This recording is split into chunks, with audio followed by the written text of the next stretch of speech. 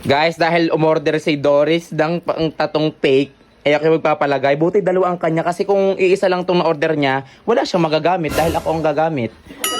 At ang aking tattoo artist, ang pinakamaganda, walang balbas, babaeng babae.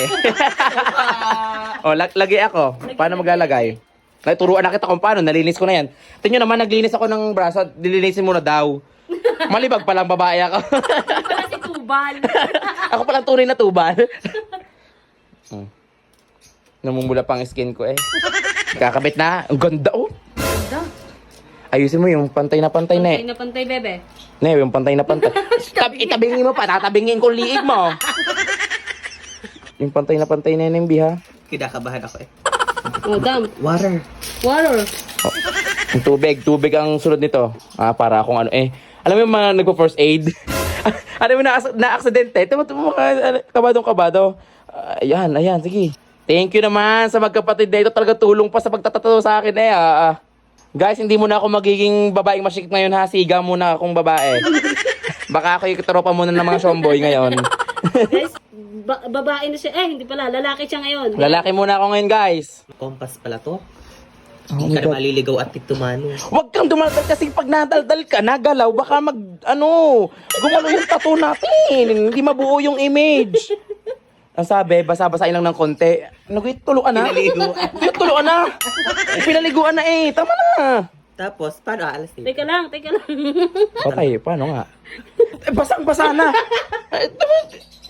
Ate, konting dabaw, basain lang naman yung pantato. Hindi mo ako liliguan. Teka lang, bebe. Ano dito? Mamaya pati itong mga Chinese ay nakamark na. Tingnan naman, agos na. Walang hiya. Tama na, Timot. Burado na ang print nung Tama na yan. Parang dikit na dikit, bakla. Lumayas ka na. Lumayas ka na. Hindi matatapos. Layas. Yan, okay na yan.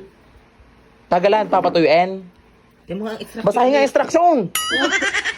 Binasa ko kanina English. Ulatan. Yung pang yun, tapos na. Oh. Lagyan ng tubig. Pinisai. Ang hirap ng mga makakatulong mo yung mga high blood. Walang hirap. Nakakatakot na kayong ipagtulong. Ayan, 30 seconds lang. Ay, di ka na late ang letter A. Undangan ka naman. Ngalay na ako, be. Ngalay na pala siya. Sorry, be.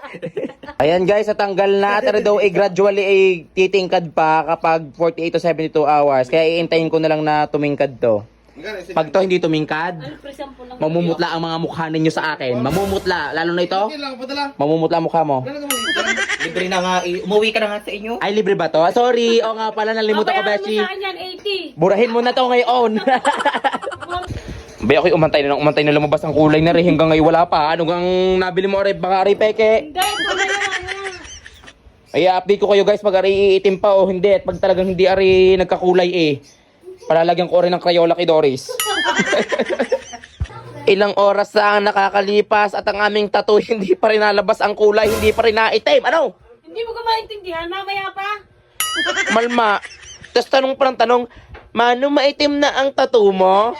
Ano mo ang maitim? Paningin ko. Nagdidilim na ang paningin ko dito. Ano?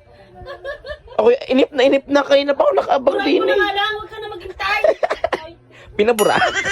Bakla, magsaing na! Time check! Nagiging green na itong tattoo ko. Kala ko ba'y itim? Ba't parang pag-green ito? Aantay lang. At sa wakas, at nakita rin namin at hindi na siya putlain. Maganda na ang tattoo, guys. Look! Nandito kami sa magandang aesthetic. Oh, panis. Mga panis. astig na kaming tomboy ngayon.